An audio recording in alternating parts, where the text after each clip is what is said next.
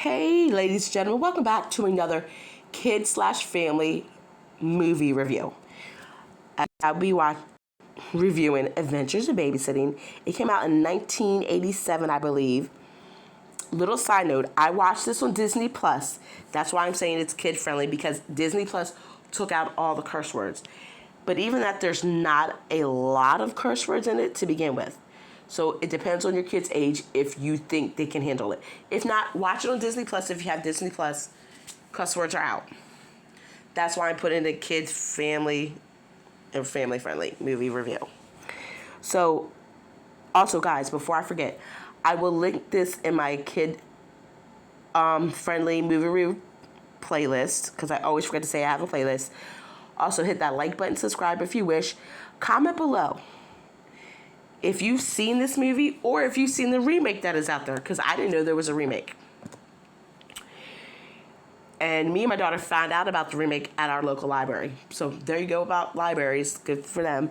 Also, definitely share this video so other people can find out about this movie, because this movie was made almost over 20 years ago. So not a lot of people might have seen it. Let's get into the review. I will say I definitely enjoyed Adventures in Babysitting. I'm surprised more people haven't watched this movie. I don't know why, because it was a great movie when I was growing up. Me and my friends loved this movie. It had some comedy, some serious issues, a little romance. I mean, just a little bit of everything. I will say this, it will definitely kind of hit with older kids.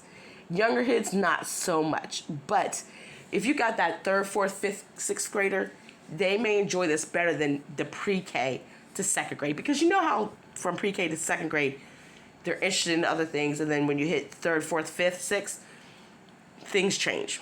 Especially when you get to 4th to 5th, to 5th to 6th. But Adventures in Babysitting is about a girl named Chris, who was played by Elizabeth Shue. And she was getting ready for a date, and her boyfriend canceled. So she ends up taking a babysitting job. Well, her crazy best friend ends up running away from home, and Chris has got to pick her up. Well, driving down the highway, she's entertaining the kids, going to pick up Brenda, and they get a flat tire. And she realizes that she doesn't have a spare. Not only does she doesn't have a spare, she left her purse at home. And if any woman knows, that is the worst feeling in the world, because we're so used to having our purse attached to us that when we forget it, we're like, what am I going to do? And Chris gets taken, along with the kids, on these series of crazy adventures, is basically what it is. One thing, they get caught in a stolen car. Things happen with there. Another thing is they end up in a nightclub. And that was one of my favorite parts. In the nightclub, they had to sing to get out of there. And it was just funny and cute, and I loved it.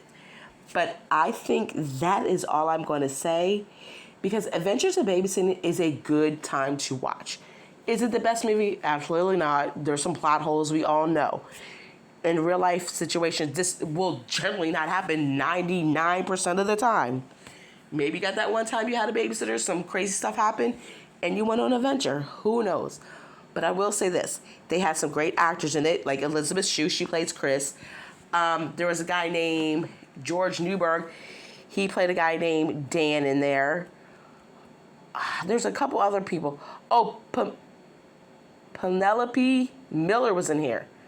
And then Vincent D'Onofrio. I can't say his name, sorry about that. And even Calvin Levels. Like, a lot of people that you've seen in movies and you recognize their face.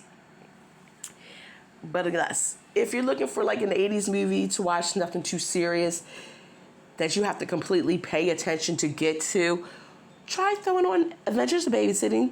Sit your kids down and see what they think. Worst case scenario, like mine, they're going to ditch you and go play video games. Or they might say, hey, we got popcorn pizza. We're good to go. But it was nice reminiscing about Adventures in Babysitting. Do I think I would buy it? I'm not sure. this is a movie I don't know if I would buy again. Let me know in the comments below if you think I should buy this or just let it float out there. But other than that, it does have the 80s, definitely has the 80s aesthetic to it. The clothes, the hair, the music, the buildings, the atmosphere. It was great. But I am done babbling. I hope everyone has a good morning, afternoon, evening, and I will see you on the next review, which will be Adventures in Babysitting, the remake. Bye!